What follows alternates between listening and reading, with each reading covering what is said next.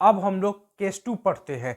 इस केस में हमारे पास एक यूनिफॉर्म ट्रायंगुलर प्लेट दिया गया है जिसका मास m दिया गया है और इस साइड BC का जो लेंथ दिया गया है वह a दिया गया है। साथ ही साथ इस वर्टेक्स से इस BC साइड का जो परपेंडिकुलर हाइट है वह h दिया गया है।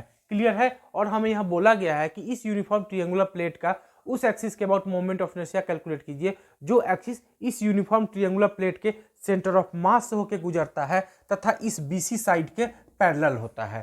क्लियर है। तो जैसा कि हमने लास्ट वीडियो में यह पढ़ा है कि जब कोई एक्सिस इस यूनिफॉर्म ट्रायंगुलर प्लेट के इस BC साइड से होकर गुजरता है तो इस एक्सिस के अबाउट इस यूनिफॉर्म ट्रायंगुलर प्लेट का जो मोमेंट ऑफ इनर्शिया होता है वह कितना होता है mh² होता है। क्लियर है। ठीक है। तो मान लेते हैं कि यह जो एक्सिस है, जो एक्सिस BC साइड से होकर गुजर रहा है, इस एक्सिस को यदि हम लोग PQ बोले तो PQ एक्सिस के अबाउट इस यूनिफॉर्म ट्रायंगुलर प्लेट का जो मोमेंट ऑफ इनर्शिया है उसे अगर हम लोग IPQ बोले तो IPQ बराबर क्या होगा mh² होगा। क्लियर है। ठीक है। तो हमें क्या बोला गया है, हमें यह बोला गया है कि इस यूनिफॉर्म ट्रायंगुलर प्लेट के सेंटर ऑफ मास से कोई एक्सिस गुजर रहा है जो एक्सिस इस BC एक्सिस के क्या है पैरेलल है। तो उस एक्सिस के अबाउट इस यूनिफॉर्म ट्रायंगुलर प्लेट का मोमेंट ऑफ इनर्शिया कैलकुलेट कीजिए। क्लियर है। तो मान लेते हैं कि इस यूनिफॉर्म ट्रायंगुलर प्लेट का इस पॉइंट पे सेंटर ऑफ मास एग्जिस्ट कर रहा है। क्लियर है। इस पॉइंट पे क्या एग्जिस्ट कर रहा है, सेंटर ऑफ मास एग्जिस्ट कर रहा है। तो एक्सिस ऑफ रोटेशन के बारे में क्या इंफॉर्मेशन दी गई है, एक्सिस ऑफ जो रोटेशन है वह इस सेंटर ऑफ मास से होकर गुजर रहा है तथा इस BC के क्या है पैरेलल है। क्लियर है। तो मान लेते हैं कि हमारे पास एक्सिस ऑफ रोटेशन है। यह एक्सिस ऑफ रोटेशन, इस एक्सिस ऑफ रोटेशन को हम लोग बोल देते हैं CD। इस एक्सिस ऑफ रोटेशन को हम लोग क्या बोल देते हैं, D बोल देते हैं। तो यह जो D एक्सिस ऑफ रोटेशन है वह इस यूनिफॉर्म ट्रायंगुलर प्लेट के सेंटर ऑफ मास से होकर गुजर रहा है तथा इस BC साइड के क्या है पैरेलल है। यानी कि DE जो है वह पैरेलल क्या है BC है। क्लियर है। तो इस DE एक्सिस के अबाउट इस यूनिफॉर्म ट्रायंगुलर प्लेट के मोमेंट ऑफ इनर्शिया को यदि हम लोग IDE बोल दे तो हमें इस IDE का वैल्यू कैलकुलेट करना है।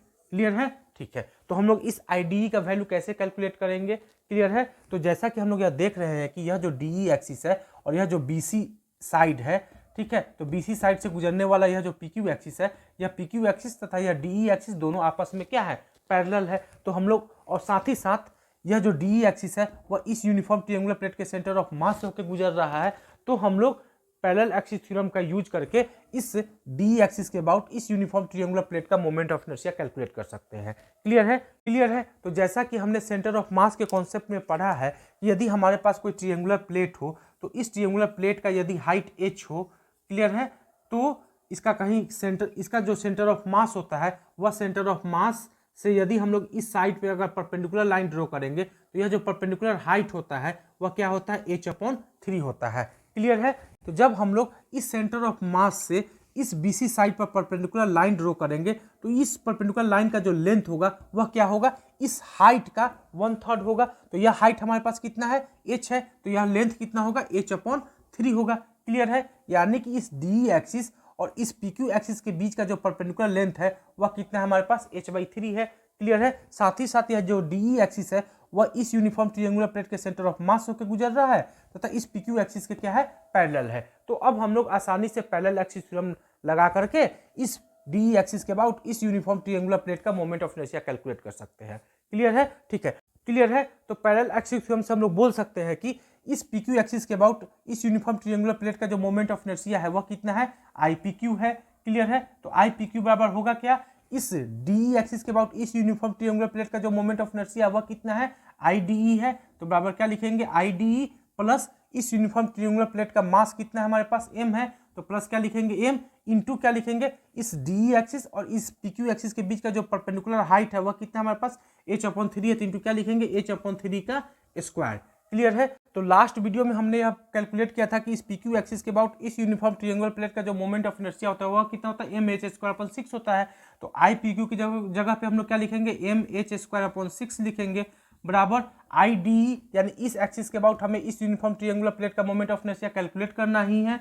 तो हम लोग IDE की जगह पे IDE ही लिख देते हैं प्लस m हो गया और h/3 का हम लोग करेंगे तो क्या लिखेंगे h²/9 लिखेंगे। बस इसको सॉल्व करेंगे तो हमें क्या मिलेगा mh² माइनस mh² बराबर IDE मिल जाएगा। क्लियर है। जब इसको हम लोग आगे सॉल्व करेंगे तो हमें क्या मिलेगा, हमें आगे सॉल्व करेंगे तो हमें क्या मिलेगा, 3mh² अपॉन 54 बराबर IDE मिलेगा। क्लियर है। तो इसको जब हम लोग सॉल्व करेंगे तो हमें क्या मिलेगा, mh² अपॉन 18 बराबर IDE। क्लियर है। तो हमें इस एक्सिस के अबाउट इस यूनिफॉर्म ट्रायंगुलर प्लेट का जो मोमेंट ऑफ इनर्शिया होगा वह कितना होगा, mh² अपॉन 18 होगा। क्लियर है। तो जब कभी भी कोई भी एक्सिस किसी यूनिफॉर्म ट्रायंगुलर प्लेट के सेंटर ऑफ मास से होकर गुजरे और उसके किसी साइड के पैरेलल हो, क्लियर है, तो उस एक्सिस के अबाउट इस यूनिफॉर्म ट्रायंगुलर प्लेट का जो मोमेंट ऑफ इनर्शिया होगा वह कितना होगा, mh² अपॉन 18 होगा। क्लियर है। Okay, thank you.